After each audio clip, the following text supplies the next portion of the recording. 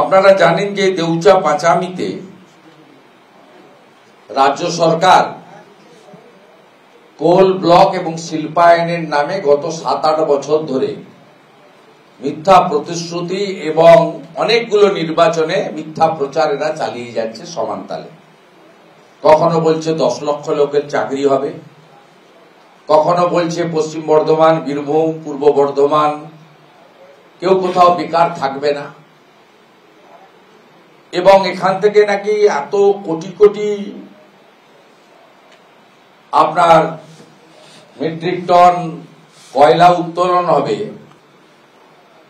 এবং পরবর্তীকালে অশ্বডিম্ব আপনারা দেখেছেন যে 22টা ব্লক করে রাজ্য সরকার টেন্ডার করেছে, তাতে কয়লা উত্তোলনের কোনো কথা নেই, পাথর উত্তোলনের কথা বলা হয়েছে। মানে যেটা বীরভূম জেলায় তৃণমূলের করে খাওয়ার সবচেয়ে বড় ব্যবসা, গত 10 বছরের বেশি সময় ধরে 1 পাথর 2 বালি।